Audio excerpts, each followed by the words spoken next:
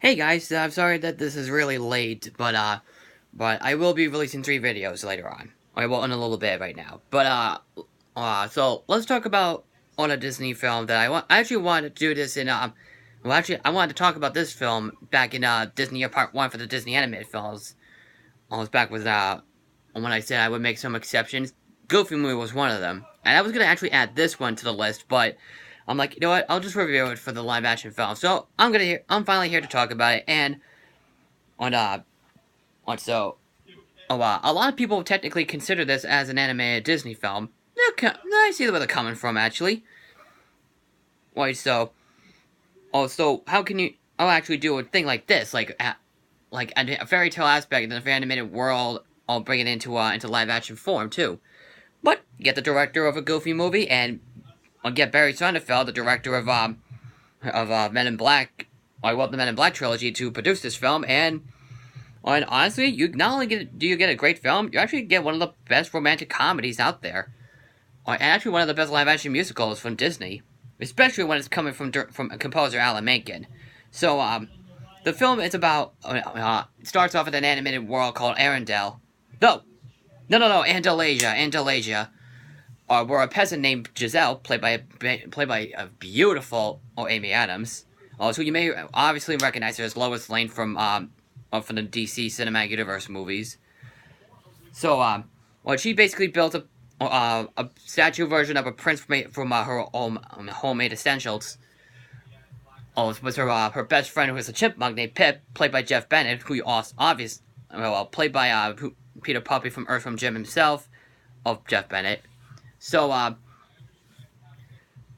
she basically sings a song called I've Been Dreaming of a True Love's Kiss, and then, after that, our Prince Edward, played by James Marsden, captures a troll and his comic relief character named Nathaniel, played by Timothy Spall, aka Scabbers from the Harry Potter series.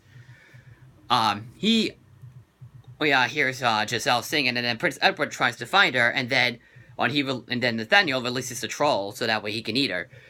Then the troll gets her, and then of course they bump into each other, and then probably the best joke in this entire film.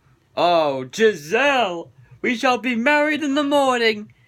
That alone is just hilarious. They first meet each other, and then boom, they leave. But while that's going on, they're obviously being watched by this evil old queen, who is also like a sorceress, played by Susan Sarandon. She basically disguised herself as an old hag and tricks Giselle before going to the wedding that there was a wishing well. She pushes in there, and then she gets transported into New York City. Typical. That's one of the problems I have with this film. But it's a pet peeve. But she's basically roaming around the entire city, basically all confused and stuff. And then she comes across a father named Robert Phillips, played by Patrick Dempsey from You Can't Buy Love.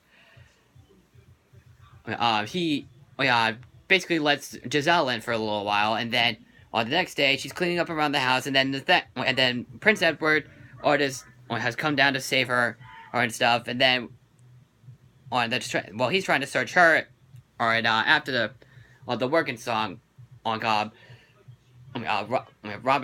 Patrick Dempsey's character has a girlfriend played by Elsa herself and Idina Menzel. Oh, I kid you not.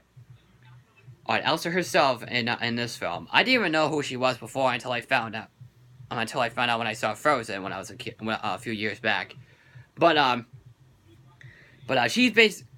course it's a typical cliche that she thinks that he's cheating on her and stuff, and then he has to get back to her, and there's some twists and turns to it, but good twists and turns though. But the prince does find her, and then they basically go out on the ball and stuff. The queen basically takes drastic measures, and you basically know where this is going. But the good stuff is obviously good. It's a good story. We have seen this kind of story before and stuff. But the way they tell it is really it does seem very creative. It does seem like a typical romantic comedy, but at least there's a lot of really good jokes with this film, particularly from the two main characters, and the comic relief as well, who are very, very funny characters. All of them are, every last character in this film are very memorable as well. First, let's talk about Giselle. Giselle is probably one of my favorite Disney female leads, and probably one of the most beautifully drawn characters from Disney. Oh, and the way Amy Adams performs as her character, oh my god, she's so beautiful. Oh, has a beautiful... Oh, she's beautiful in real life. Oh, and has a very beautiful voice, too. And a wonderful singing voice, too. So, well, sorry, that was my father. He's watching the Bruins game. And so, so what do you call it? The songs in this film done by Alan Menken, and the lyricist Stephen Schwartz, who did, Hunchback of Notre Dame and Pocahontas. They're all great songs. My favorite one is the, That's How You Know. Oh, and everything else is very well done. So, well, the villain is pretty cool. I love Prince Edward. Nathaniel is really fun. Oh, and then, the Chipmunk Pip is a lot of fun, too. And the father character is very enjoyable, too. Oh, if there's any problems I have with this film, one of them is a pet peeve. One is that I wish this was, like, this could have actually been filmed in a different city instead of just New York City. I get the fact that, sure, it's the biggest city in the world, but can you just, like, film it in Boston or something, Disney? I mean, seriously? Wait, I would love to see something like that. It would have been my favorite live-action Disney film, actually. But, the other problem I have with it is that, there's a couple of there's, like, too many winks to the camera, like, in terms of being an actual Disney film. Like, they kind of reference some other Disney films a lot in this film. It's not that it's a huge problem, it's just that it's pretty noticeable. Oh, and they're fun to look at, but it could drive people off a bit. Or like how, for example, oh, you know how in Snow White and the Seven Dwarfs that, Dopey has diamonds in his eyes, and then, and now in this film, Giselle has 2 sapphires in her eyes. That's basically referencing that film. A lot of these scenes reference a lot of these Disney fairy tales and stuff.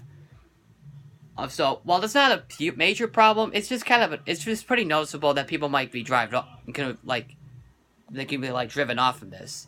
But, and the last problem I have with it is that at the climax of the film, where Susan Sarandon is quoting everything that's so obvious, it gets pretty annoying.